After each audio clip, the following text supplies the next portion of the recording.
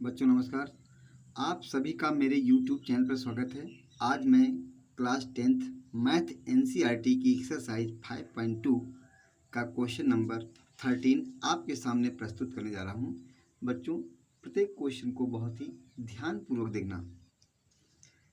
13 number है, 3 अंकों वाली कितनी संख्याएं 7 से विभाज्य हैं? 3 अंकों वाली, तो 3 अंकों वाली संख्याओं की शुरुआत कहाँ से होती है? याद रखिएगा, होती है 101 से। 100 भी है, 101 हो गया, 102 हो गया, ठीक है, 103 हो गया, 104 हो गया, 105 हो गया, 106 हो गया, डैश डैश डैश देखा जाए, ठीक। और बहुत सी होंगी। अंत में क्या होगा? 999 ये होगा। उसके पहले क्या होगा? 998 होगा। उसके पहले क्या होगा? 997 होगा। और क्या होगा? 996 होगा। और क्या होगा? 995 होगा। उसके पहले क्या होगी? 994। इतनी संख्याएं होंगी। अब इसमें से कौन सी संख्याएं हमें लेनी है, इस पर विचार करिए बेटा। कहता 3 अंकों वाली कितनी संख्याएं 7 से विभाज्य हैं। हमने संख्याएं तो लिख ली, अब इसमें वे संख्याएं लेनी है जो 7 से कट जाए। आप एक काम करिए, क्या देखिए 101 7 से कट जाएगी? 7 एकम 7, और यहाँ बच्चा हमारा कितना? 3 31 हो गया, नहीं कटेगा। 102 कटेगी 7 से, तो 7 एकम 7, तो यहाँ बचा हमारा 3, तो हो गया 32, नहीं कटेगी। एक ये भी नहीं कटेगी। 104 कटेगी? नहीं कटेगी ना, नहीं कटेगी। 5 कटेगी, क्या बात है, 105 कट जाएगी। यहाँ से 105 कटेगी, ठीक है, याद रखिएगा। इधर से क्या कट जाएगी बताइए? आप अंतिम काटिए। 999 को 7 से काटिए, 7 एकम 7, यहाँ बचा आपका 2, हो गया 29, 7 चौक 28, बचा 1 19, नहीं कटेगी। ये कटेगी? ये भी नहीं कटेगी। ये 19 हो गई, ये 18 होगी। ये कटेगी? ये 17 होगी। ये कटेगी? ये 16 होगी। ये कटेगी? ये 15 होगी। ये कटेगी? हाँ कट जाएगी, ये 14 आएगा अंत में। काटिए। 7 एकम 7, 9 से मैं 994 को काट रहा हूँ बेटा। 7 एकम 7, बचा कितना हमारा? 2 बचा, हो गया कितना? 29। और 29 अगर हो गया है तो 7 चौक 28, 1 7 दूनी 14। वेरी गुड, ठीक है ना बेटा? तो ध्यान देना बेटा। तो पहली संख्या क्या हमारी है? 105 है। 105 में 7 और जोड़ो। 105 में 7 जोड़ेंगे, 7 5 12, 112 होगी बेटा। अगली क्या होगी? 12 में 7 जोड़ो तो होगा 19, 119 कटेगी बेटा। 7 फिर जोड़ दो तो क्या हो जाएगा? 126 होगी बेटा। इन्हीं में संख्याएं हैं, डैश डैश डैश, अंत मिलेंगे 994। ये पद हमें एक समांतर श्रेणी दर्शाते हैं। ये सारे पद क्या हैं? इन पदों को अगर ले लेते हैं तो ये समांतर श्रेणी को दर्शाते हैं, और इन्हीं पदों को हमें लेना है। तो हमको वे संख्याएं लेनी है जो 7 से क्या हो? विभाज्य हो। तो 105 भी 7 से विभाज्य है, 112 भी 7 से विभाज्य है, 119, ये सब 7 से विभाज्य है। हमें निकालना क्या है? कितनी संख्याएं, माने n निकालना है। क्या क्या दिया है देखो, दिया बेटा क्या है? पहला पद दिया a, दिया है 105, इसी को t1 कहते हैं। 105 को t2 क्या दिया है? 112 दिया है। और t1 t2 ज्ञात होने पर तुम्हें किसकी याद आती है बेटा? हमें तो याद आती है d की। सूत्र होता है t2 माइनस t1। अब t2 क्या दिया है? 112 बेटा दिया है, और t1 दिया 105, घटेगा तो कितना आएगा? 7। तो d हमारा क्या आ गया? 7 आ गया। अब an दिया है, an तुमको दिया है बेटा 994, और हमें n निकालना है। an का सूत्र क्या होता है पता है आपको? an का सूत्र क्या होता है? an बराबर A plus N minus one into D, याद रखिएगा। तो ए एन दिया है 994 बेटा, 994 बराबर ए दिया बेटा 105 दिया है, प्लस एन हमें निकालना है, डी बेटा दिया है तुम्हें, डी दिया है 7। अब गुणा भाग करो भाई, बहुत ध्यान से करिएगा। 994 से 105 को घटाना होता है, घटाइए। 994 माइनस 105, 105 को हम लेफ्ट साइड में लेंगे बेटा, n माइनस 1 इंटू 7, ठीक है। आप क्या करेंगे, हम घटाएंगे। तो 4 से 5 जाएगा नहीं, दाएं लिया 10, 14, 14 से 5 गया, 14 से 5 गया आया 9, यहाँ हुआ हमारा 8, ये 8 बचेगा। यहाँ है 9, 9 से 1 गया 8 बचेगा, बराबर का 7 से गुणा कर दूँ, 7 कम 7 n माइनस 7, 7 को आप लाइए लेफ्ट साइड में, 8, 8, 9 प्लस 7 बराबर का 7n। अब ये जुड़ जाएगा, 9 और 7 हो जाएगा 96, 1 कैरी 8, 9, 896 बराबर का 7n, ठीक बेटा। गुणे एक चीज़ बटी में जाती है, 7n आगे कर लेते हैं और 896 को पीछे कर लेते हैं। अब गुणांक कहाँ जाता है बेटा, बटे में जाता है, 896 बटे 7, 7 से बेटा काट लीजिए, 7 एक कम 7 कट जाएगा, 7 एक कम 7, 7 एक कम 7, यहाँ बचा हमारा 1, हो गया 19, 7 दूनी 14 और 19 यहाँ बचा 5, हो गया 56, 7 अट्ठे 56, ठीक है। तो n बराबर क्या आ गया, 128 आ गया बेटा। अर्थात 7 से विभाज्य होने वाली संख्याएं कितनी होंगी, 128 होंगी बेटा। लिख देना, 7 से विभाज्य होने वाली संख्याएं 128 होंगी, लिख देना, ओके। अगला क्वेश्चन, 10 और 225 के बीच में 4 के कितने गुणज हैं। ध्यान दीजिएगा, 10 और 250 के बीच में 4 के कितने गुणज हैं। अब ध्यान दो, तो 10 के बाद आता 11, एक 12 आता है, तो 12 4 से कट जाएगा, 12 के बाद 12 4 16 आएगा, 16 4 20 आएगा, ठीक है। और इस प्रकार से 4 के गुणज 20 भी आ गया और 24 आ गया, डैश डैश डैश 250 के पता नहीं कितने होंगे, अब देख लेते हैं कितने होते हैं। तो उसके 250 के पहले क्या कट जाएगा, क्या 250 देखो 4 से कट जाएगा, आप कल्पना करिए 250 क्या 4 से कट जाएगा, अलग काट लेते हैं थोड़ा रफ पर, 250 4 से कट जाएगा, बताइए। 4 के उड़द 4 से काटो, 4 से भाग करें, 4 एक कम 4 छंग 24 और यहाँ बचा 1, 4 दूनी 8, पॉइंट आएगा ना, नहीं ये गलत है। क्या 249 कट जाएगा, नहीं कटेगा। 248 कट जाएगा, कट जाएगा, अर्थात इसका अंतिम पद आएगा 248, ठीक है। 250 नहीं लिया जाएगा, क्योंकि 10 और 250 के बीच में 4 के कितने गुणज होंगे। हमने क्या किया, 10 के बाद 11 तो कटेगा नहीं, 12 कट जाएगा और अगला क्या होगा, 4 ही। जब 4 के गुणज का है तो 4 4 जोड़ते चले जाइए और जो अंतिम पद है उसको पहले आप भाग करके देख लिया करो, क्या वो 4 से कट रहा है। हमने देखा तो पॉइंट में आ जाएगा, पॉइंट में जब आएगा उसको छोड़ देते हैं। उसके पहले 249 होता है, उसको देखा 4 से काटा, वो भी नहीं कट पाया। उसके ठीक पहले 248, ये कट गया।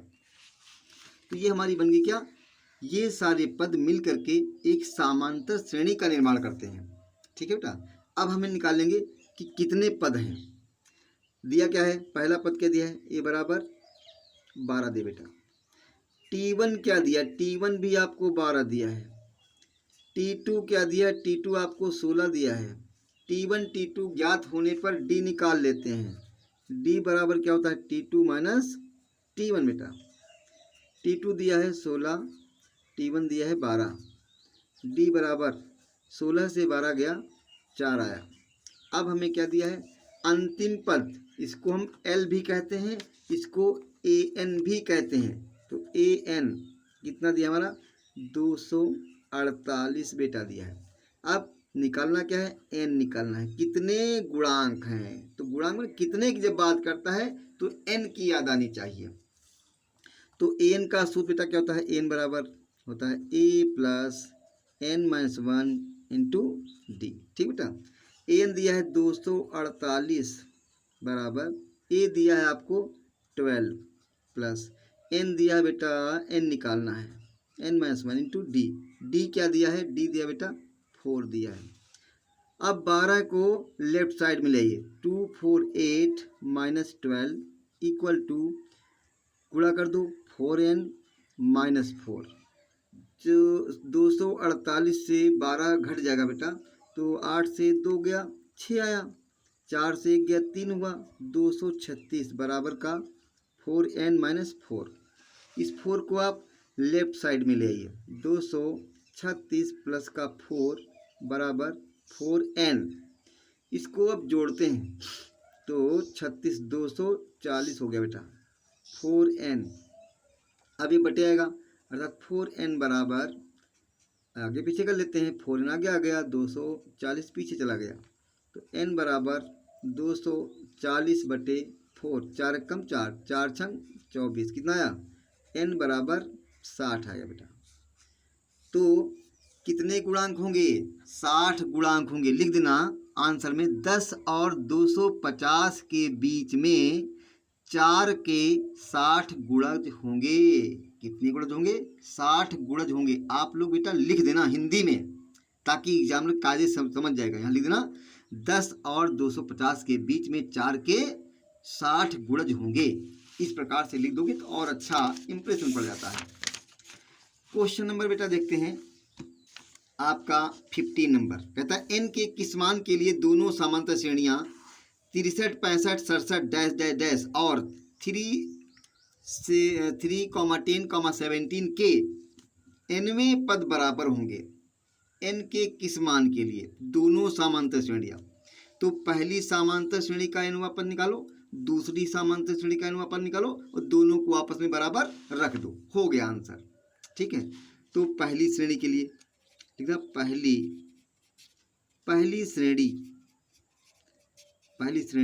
के लिए पहली श्रेणी क्या दी है, 63 दी है, 65 दी है, 67 दी है, डैश डैश डैश। इसमें हम क्या निकालेंगे, nवां पद निकालेंगे। ठीक है, क्योंकि nवां पद इससे क्या है बराबर, पहला पद क्या आ गया, इसमें a बराबर आपको 63 दिया है, इसमें d क्या हो जाएगा, d हो जाएगा T2 माइनस T1। 65 से 63 गया तो 65 माइनस 63 बेटा क्या बचेगा, 65 से 63 गया 2 बचेगा, तो d हमारा क्या आ गया, d आया 2। ठीक है, अब इसका निकालेंगे nवां पद।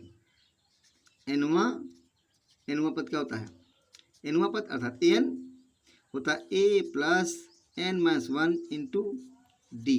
ठीक बेटा, अब बताइए a क्या दिया है, a क्या दिया है 63 दिया है, प्लस nवां पद n माइनस 1 रहेगा, d हमारा क्या बेटा 2 दिया है। ठीक है, तो 63 प्लस गुणा कर दो 2n माइनस का 2, 63 से 2 निकल गया 61 प्लस का 2n, समीकरण नंबर 1 मान लो। ये क्या हुआ, पहली श्रेणी का nवां पद हो गया। ठीक है, पहली श्रेणी का nवां पद हो गया। अब दूसरी श्रेणी दी है, दूसरी श्रेणी के लिए लिखना, दूसरी श्रेणी के लिए, तो दूसरी श्रेणी बेटा क्या दी है, लिख लो, लिखने में कंजूसी नहीं, 3, 10, 17, डैश डैश डैश। इसमें पहला पद क्या दिया बेटा, a बराबर बोलो 3 दिया है, T1 दिया है 3, T2 दिया है 10, तो d क्या निकलेगा, d बराबर T2 माइनस T1, 10 माइनस 3 बेटा, तो क्या बचने वाला है 7। निकालिए nवां पद, इस श्रेणी का nवां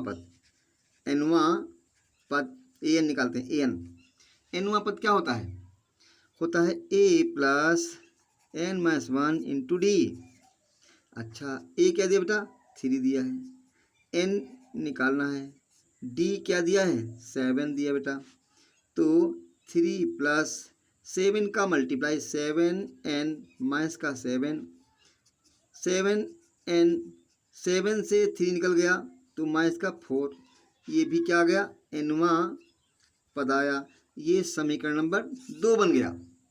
कहता है पहली श्रेणी का एनवा पद और दूसरी श्रेणी का एनवा पद आपस में क्या है बराबर हैं, तो समीकरण 1 और समीकरण 2 आपस में क्या है बराबर हैं। तो समीकरण 1 और 2 को बराबर रखने पर लिखोगे समीकरण नंबर 1 और समीकरण नंबर 2 को आपस में बराबर रखने पर यहाँ पर आप लिखेंगे अब 61 प्लस 2n बराबर यहाँ दिया है 7n माइनस का 4।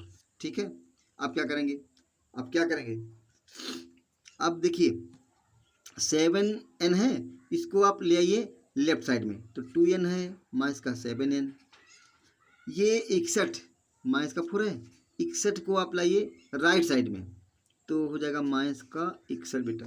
ठीक है, तो 7 से 2 निकले बेटा माइनस का 5n बेटा। 61 में बेटा 4 जोड़ दो बेटा, क्योंकि माइनस माइनस है तो हो जाएगा माइनस का 65।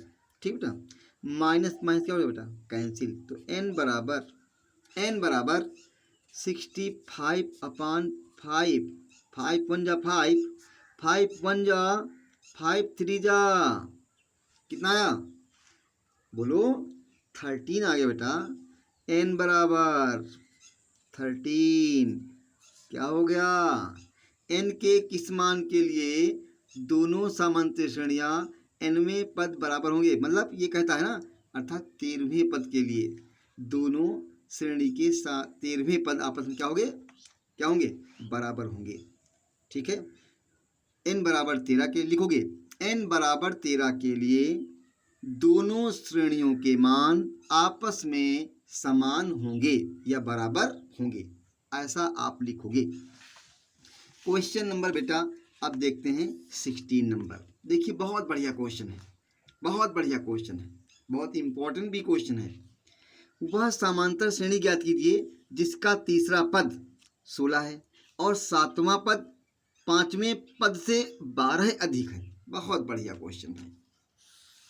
ठीक है, तो हल करते हैं बेटा। वह समांतर श्रेणी ज्ञात कीजिए जिसका तीसरा पद 16 और सातवां पद पांचवें पद से क्या है 12 अधिक है। माना श्रेणी का प्रथम पद, माना श्रेणी का प्रथम पद ए और सार्व अंतर डी है। ठीक है ना, सार्व अंतर डी है, तो आप तीसरा पद निकालना है। कहता जिसका तीसरा पद 16 दिया है, A3 बराबर 16। बेटा A3 को कैसे लिखा जाता है, A3 को लिखते हैं A plus 3 minus 1 into D बराबर का 16, ये तरीका होता है लिखने का। A प्लस 2D बराबर का 16, समीकरण नंबर 1। ठीक है, ऐसे लिखते हैं। अब देखिए प्रश्नानुसार, चलिए अब प्रश्नानुसार बेटा, प्रश्नानुसार क्या कहता है, क्वेश्चन क्या कहता है, सातवां पद पांचवें पद से 12 अधिक है। सातवां पद कहता है A7 बराबर पांचवें पद A5 प्लस 12 अधिक है, ये तरीका है। कहता है A7 बराबर A5 प्लस 12, ये कह रहा है। अब 7 को लिखने का तरीका तो आप लोगों को पता ही बेटा है, क्या लिखते हैं A plus 7 minus 1 into D बराबर 5 को लिखोगे बेटा A plus 5 minus 1 into D plus का 12, ये तरीका होता है लिखने का। अब A प्लस 7 से 1 गया 6D equal to A plus 5 से 1 गया 4D प्लस का 12। ठीक बेटा, ये तरीका होता है। अब जोड़िए घटाइए, A प्लस 4D जो लिखा है उसको लेफ्ट साइड ले आओ, A प्लस 6D माइनस का ए माइनस का 4d बराबर का 12। तो क्या ए से ए कट सकता है? कट सकता है। और 6d माइनस 4d बराबर का 12। 6d माइनस 4d घटाइए, आया 2d बराबर का 12। तो d बराबर बेटा क्या हो जाएगा? 12/2, 2 1 जा 2, 2 6 जा 12, d कितना आया हमारा बेटा? 6 आया। अब क्या करेंगे? अब क्या करेंगे? करेंगे क्या? समीकरण नंबर 1 में रखेंगे। कहाँ रखेंगे? यह मान समीकरण नंबर 1 में रखने पर लिखोगे, यह मान समीकरण नंबर 1 में रखने पर यहाँ लिखोगे। अब ये क्या है? a प्लस 2d बराबर का 16 समीकरण नंबर 1। d के स्थान पे 6 रखिए बेटा। a प्लस 2 इंटू 6 बराबर का 16। अब मल्टीप्लाई कर लो, 6 2 या 12, 12 बराबर 16। आप क्या करेंगे? पक्षांतर करेंगे, a बराबर 16 माइनस का 12, क्या बचेगा या बताइए बेटा? तो घटाएंगे, a बराबर भी 6 आया। 6 क्यों आया बेटा? 4 आया ना। कितना है बेटा? 16 से 12 गया, 16 से 12 गया तो क्या आएगा बेटा? 4 आएगा ना। a बराबर 4। अब हमें निकालना है समांतर श्रेणी, ज्ञात कीजिए। तो समांतर श्रेणी क्या होती है बताइए? समांतर श्रेणी का सूत्र क्या होता है? समांतर श्रेणी का सूत्र क्या होता है बताइए आप लोग? होता है बेटा a comma a plus D comma a plus 2d dash dash dash, ठीक है ना। a comma a plus D comma a plus 2d comma a plus 4d 3d 4d 5d करते चले जाइए आप लोग। तो पहला पद क्या आया था? पहला पद बेटा 4 आया था। क्या आया था? 4 लिखो। यहाँ क्या लिखेंगे? 4 प्लस डी का क्या मान था? 6 था। इसको ऐसे लिखेंगे, ठीक बेटा। आप ए क्या था? 4 था। डी क्या था? 6 था, ठीक है। ऐसे लिखेंगे कामा 4, 4 और 6 10, 4 प्लस 6 दूनी 12 डैश डैश डैश, 4 कामा 10 कामा 12 4 16 डैश डैश डैश। ये क्या हो गई हमारी? ये हमारी श्रेणी बन गई। तो कौन कौन से पद हैं? 4 कामा 10 कामा 16 कामा, चाहो तो और भी लिख दो। अंतर कितना आया? 4 कामा 10 कामा 16 कामा 6 का अंतर हो रहा है। अगला 22 कामा डैश डैश डैश।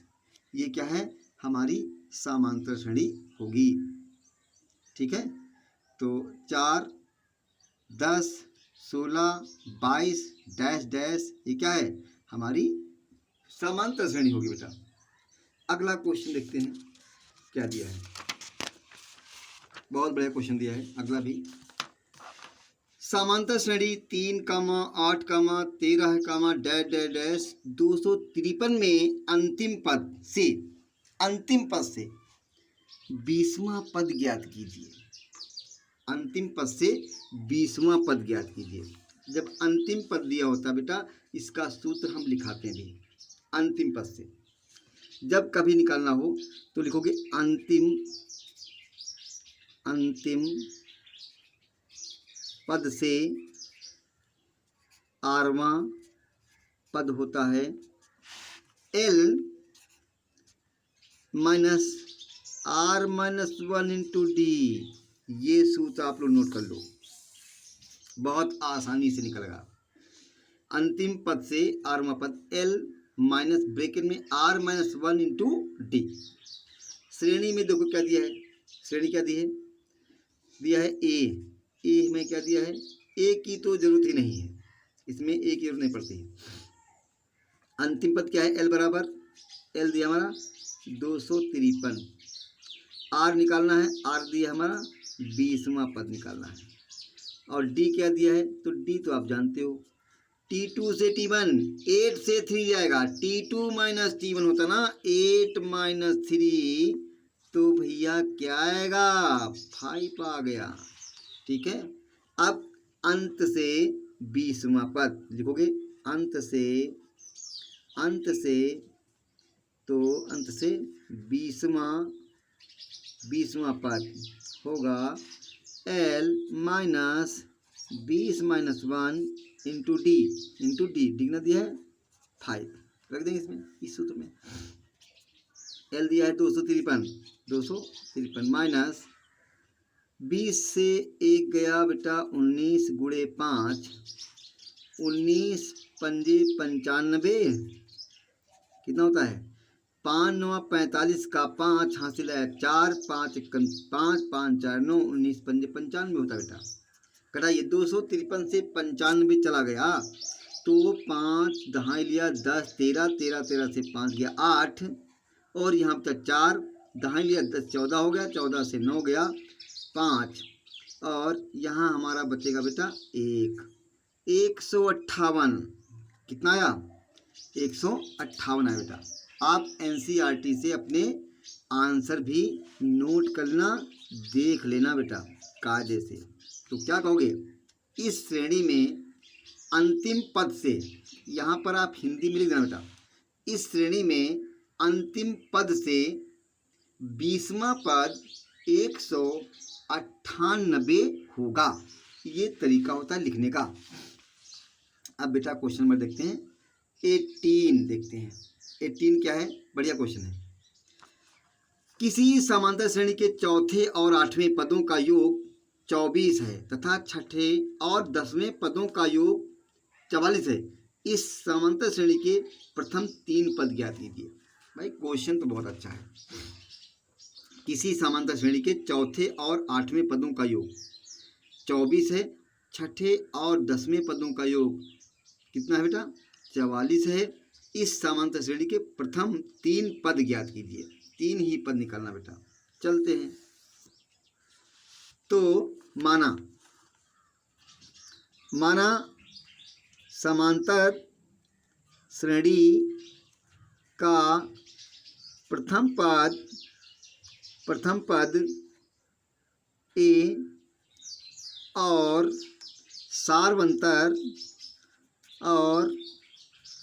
सारवंतर बेटा डी है। ये आप मान के लिख लेंगे ठीक बेटा। माना समांतर श्रेणी का प्रथम पद ए और सारवंतर डी है। तो पहली शर्त क्या दी है? पहली शर्त से कहता है चौथे और 8वें पदों का योग दिया है 24। चौथा अर्थात ए 4 प्लस 8वां ए 8 बराबर का कितना दिया 24 दिया बेटा। ये कहता है ठीक है। ए 4 दिया है प्लस ए 8 दिया है बराबर का 24। ये आपने लिख लिया। अब ए 4 को लिखने का तरीका क्या होता है आपको पता होना चाहिए। क्या होता है ए प्लस 4 हो तो लिखो जल्दी से 3D, 8 हो तो ए प्लस 7D बराबर का 24। यहाँ पर टाइम मत वेस्ट करना ठीक है। हमने एक लाइन काट दी है जल्दी से। ए to A 7D 3D 10D बराबर का 24। क्या कुछ कॉमन मिल रहा है? 2 कॉमन ले लो। 2 कॉमन लिया आएगा ए प्लस 2 5 जा बराबर का 24 और 2 एक कम 2 2 एक कम 2 दूनी 4 ए प्लस 5D बराबर का 12। समीकरण नंबर 1 ऐसे बेटा हल करना। अब लिखेंगे दूसरी शर्त से। क्या लिखेंगे? दूसरी शर्त से। दूसरी शर्त बेटा क्या है देखो, छठवें पद और 10वें पदों का योग 44 है। छठवां पद क्या लिखोगे A6, 10वां पद A10 बराबर का 44। अब A6 को कैसे लिखते हैं? A प्लस 5D और 9D को कैसे लिखेंगे? सॉरी 10 को A प्लस 9D ठीक है बराबर का 44। Okay. A 2a 5d 9d 14d बराबर का 44। कॉमन क्या है 2 a प्लस 2 7 जा याद है बराबर का 44। 2 से 44 को कैंसिल कर लो 2 1 जा 2 2 2 जा 2 2 जा देखा a प्लस 7d बराबर का 22। समीकरण नंबर 2 क्या करेंगे समीकरण 1 और समीकरण 2 को हल करेंगे बेटा। लिखिए समीकरण 1 यहाँ पर a प्लस 5d बराबर का 12 समीकरण नंबर 1। अब इसको हम घटा लेंगे क्या करेंगे घटा लेंगे घटाने पर लिखेंगे घटाने पर माइनस माइनस माइनस ए कैंसल 7d से 5d घटा दो 2d 22 से 12 घटा दो कितना आएगा 10 d बराबर 10 बटे 2 2 1 कम 2 2 पंजे 10 तो क्या आया d बराबर 5 आया d बराबर 5 आया। ये मान कहाँ रखोगे समीकरण 1 में d बराबर 5 समीकरण नंबर 1 में रखने पर लिखोगे d बराबर 5 समीकरण नंबर 1 में रखने पर समीकरण क्या है a प्लस 5d बराबर का 12। अब d का मान क्या था 5 था रखो बेटा a प्लस 5 इंटू 5 बराबर का 12 a प्लस 5 5 जा 25 इक्वल टू 12। अब a बराबर क्या हो जाएगा 12 माइनस का 25 25 माइनस का है 12 प्लस का है बेटा क्या बचेगा माइनस का 13। ठीक है बेटा अब क्या करना है हमें निकालना क्या है समांतर श्रेणी के प्रथम 3 पद निकालने हैं। क्या निकालना है 3 पद निकालना है तो 3 पद निकालना है। पहला पद अब श्रेणी होती क्या है समांतर श्रेणी तो पहला पद क्या होता है पहला पद को क्या लिखते हो a तो पहला पद क्या हो गया माइनस का 13 हो गया। लिखोगे दूसरा पद क्या होता है श्रेणी का a प्लस डी होता है बेटा a दिया है माइनस का 13 और d दिया है 5 तो क्या होगा 13 से 5 गया माइनस का 8। तीसरा पद क्या होता है तीसरा पद बताइए होता है a प्लस 2d a कितना था माइनस का 13 d का मान 5 था तो माइनस का 13 प्लस 5 टू जा 10 और 13 से 10 गया माइनस का कितना बचेगा बेटा बचेगा माइनस का 3। तो 3 पद क्या हो गए समांतर श्रेणी के 3 पद लिखोगे समांतर श्रेणी के 3 पद निम्न होंगे यहाँ लिखोगे समांतर श्रेणी के 3 पद निम्न होंगे। इस लाइन का अर्थ ये है ठीक है 3 पद तो 3 पद क्या है हमारे 3 पद पहला पद है माइनस का 13 दूसरा पद बेटा है माइनस का 8 अगला क्या है माइनस का 3 ये हो गया हमारा आंसर। ठीक है 3 पद हमारे हो गए ऐसे आप लिखेंगे। आप क्या करेंगे इसके बाद क्वेश्चन नंबर अब देखेंगे आप 19 देखें बेटा 19 क्वेश्चन भी बड़ा बढ़िया क्वेश्चन दिया आपको बहुत बढ़िया क्वेश्चन दिया है। सुब्बा राव एक आदमी है भाई सुब्बा राव ने 1995 में रुपये 5000 के मासिक वेतन पद पर कार्य आरंभ किया और वर्ष रुपये 200 की वेतन वृद्धि 200 रुपये की वेतन वृद्धि प्राप्त की। किस वर्ष में उसका वेतन 7000 रुपये हो जाएगा। ध्यान दीजिए अब 1995 जो सुब्बा राव जब काम शुरू करते हैं तो पहला वेतन तो 1995 में है ना 1995 में सुब्बा राव 1995 में सुब्बा राव की मासिक वेतन, सुब्बा राव का मासिक वेतन कितना होता है बेटा बताइए? 5,000 रुपये है। कितना है? तो 1996 में कितना होगा? 1996 में सुब्बा राव का मासिक वेतन हो गया होगा कितना? 200 बढ़ता है तो कितना हो गया होगा? तो 5,000 वो और 200 जोड़ो, कितना हो गया होगा आपका? हो गया 5200 हो गया होगा। जब 1997 आया तो सुब्बा राव का मासिक वेतन हो गया होगा भैया 5400 रुपये। जब 1998 आया तो सुब्बा राव का मासिक वेतन क्या हो गया होगा? 5600 रुपये हो गया होगा।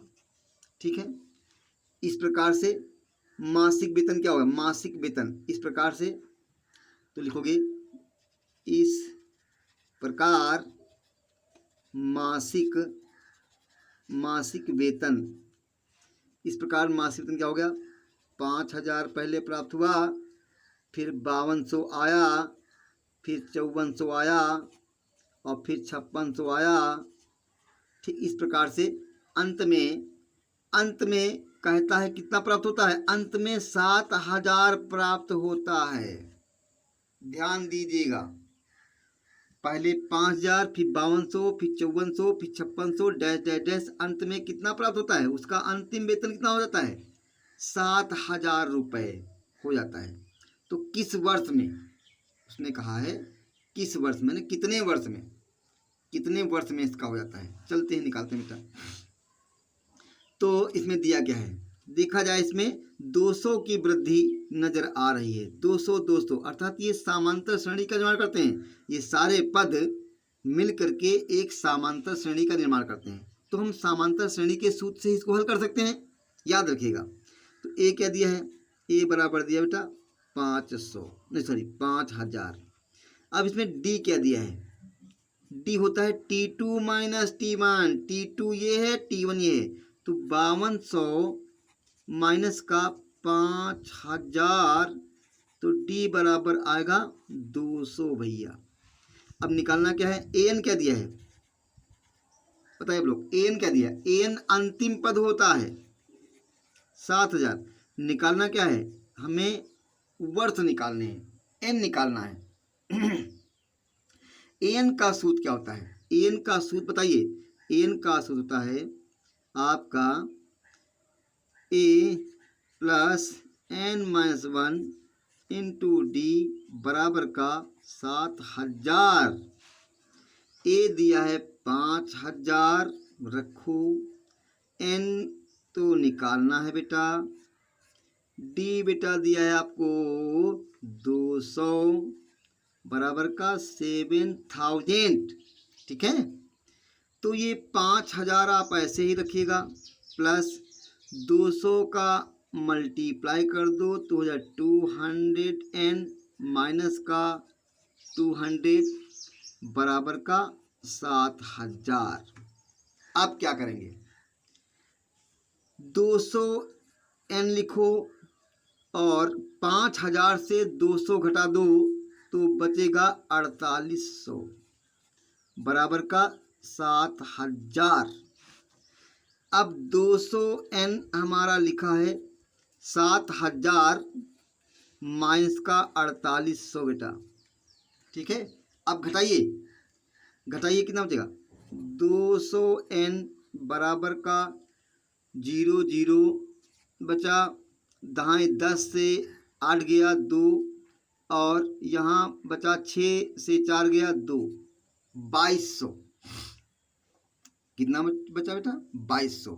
तो अब लिख सकते हैं n बराबर 2200 बटे 200, 0 से 0 कैंसिल, तो n बराबर हमारा आया 220 बटे 20, 0 से 0 कैंसिल, 2 से 2, 2 1 जा 2, 2 1 जा 1 जा, कितना आया n बराबर 11 वर्ष लग गए। कितना आया बेटा? n बराबर 11 वर्ष। n बराबर कितना है बेटा? 11 वर्ष हो गए। ठीक है तो 11 वर्ष लगे भाई। तो अगला बेटा क्वेश्चन देखते हैं। इसके बाद रामकली ने किसी वर्ष के प्रथम सप्ताह में, क्वेश्चन दिया है बेटा, बहुत ध्यान देना, ये भी आसान है। रामकली ने, ये कोई लड़की है, कोई औरत है, रामकली ने किसी वर्ष के प्रथम सप्ताह में ₹5 की बचत की और फिर अपनी साप्ताहिक बचत ₹1.75 ₹1.75 बढ़ाती गई। अच्छा, हर सप्ताह बढ़ा रही, लेकिन ध्यान रखना, पहले सप्ताह 5, फिर ₹1.75 हर सप्ताह बढ़ा रही है। यदि 90वें सप्ताह में उसकी साप्ताहिक बचत ₹20.75 हो जाती है तो n का मान ज्ञात करना। बहुत बढ़िया क्वेश्चन। ठीक है, पहले सप्ताह में बचत कितनी है भैया बताइए? तो रामकली ने प्रथम सप्ताह में की बचत, कितनी बचत की? ₹5। तो रामकली ने प्रथम सप्ताह में रामकली ने प्रथम सप्ताह में बचत की, सप्ताह में बचत की, कितने की बचत की? ₹5 की। ठीक है, अब रामकली ने प्रथम सप्ताह में बचत की ₹5, फिर दूसरे सप्ताह में लिखोगे दूसरे, ये प्रथम हो गया, तो दूसरे सप्ताह में कितनी बचत की होगी बताइए?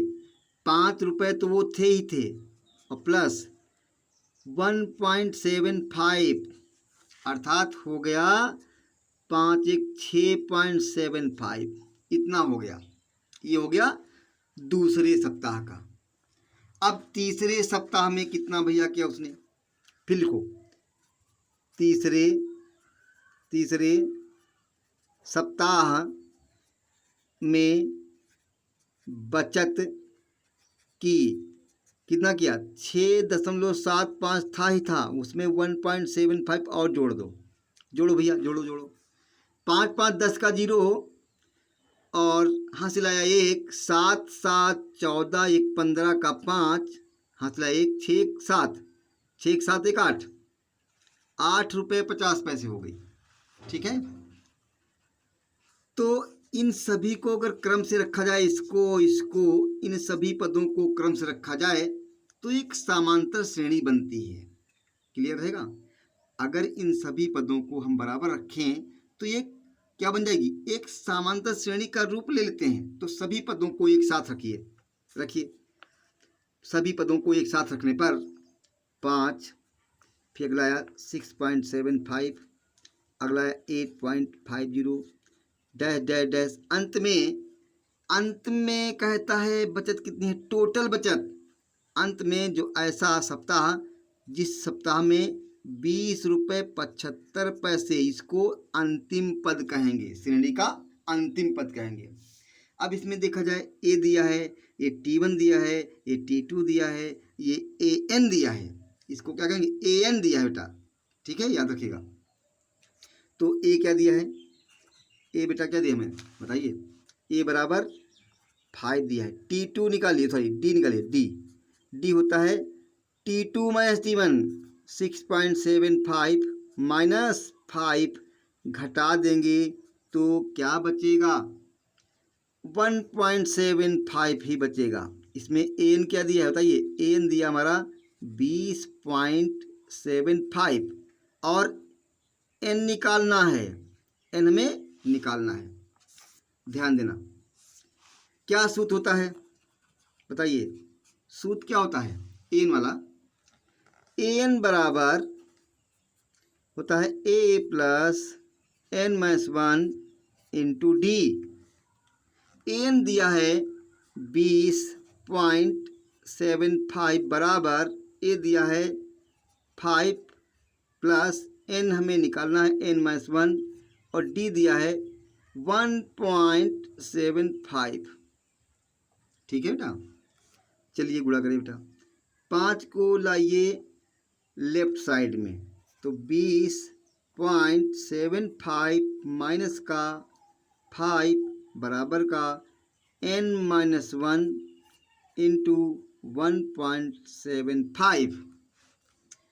20 से 5 घटा देते हैं तो बचेगा मेरा 15.75 बराबर का n-1 इंटू 1.75। बहुत ध्यान से बेटा देखना। अब क्या करेंगे, अब हम गुणा कर लें। चलो गुणा करते हैं। हो जाएगा 15.75 बराबर हो जाएगा 1.75 n माइनस का एक कम जाएगा ना 1.75, दोनों में चला गया, इसमें और इसमें। 1.75 को लेके आएंगे हम लेफ्ट साइड में, तो 15.75 प्लस आएगा 1.75 बराबर का 1.75 n। ये तरीका होगा बेटा। जोड़ो, 5 5 हो गया 10 का 0, हाथ चलाया 1, 7 7 14 1 15 का 5, हाथ चलाया 1 और 1 1 2 2 ये 2 5 7 17.50 बराबर का 1.75 n। अब आप जानते हैं इस n वाले पद को हम आगे करते हैं और इसको हम पीछे कर लेते हैं। इधर हम दिखा रहे हैं बेटा, तो आया 1.75 n बराबर का 17.50, ऐसे लिख लेंगे। ठीक है बेटा, आप क्या करेंगे, n बराबर गुणे की चीज बटे में जाती है तो हो जाएगा 17.50 बटे 1.75। अब क्या होगा, पॉइंट पॉइंट क्या हो गया, कैंसिल हो गया, ये पॉइंट पॉइंट कैंसिल बेटा हो गया। तो n बराबर 17.50 बटे 175 कट जाएगा। आसानी से काट सकते हैं आप बेटा। तो काटते हैं बेटा, 5 से काटते हैं। चलो काटते हैं। 5 15, 2 बचा 5 25। ठीक है, 5 से ऊपर काटो बेटा। 5 15, 2 हुआ 25, 5 25 लगा दिया 0। n बराबर कितना आया, 350 बटे 35। कितनी बार कटेगा, ये तो एक कम ही कट जाएगा बेटा। 35 से कम 35, 35 धामा 10 बार कट गया ना। तो n बराबर कितना आया, 10, अर्थात क्या होगा, nवें सप्ताह में अर्थात 10वें सप्ताह में लिखोगे। 10वें सप्ताह में रामकली की साप्ताहिक बचत 20 रुपये 75 पैसा हो जाएगी। आप नीचे बेटा यहाँ पर लिख देना। ठीक है बच्चों, इस वीडियो को, इसके प्रत्येक क्वेश्चन को बहुत ध्यान से स्टडी करना, और यदि ये वीडियो पसंद आ जाए तो इसको लाइक सब्सक्राइब करना मत भूलना। ओके बेटा, thank you, have a nice day for all of you.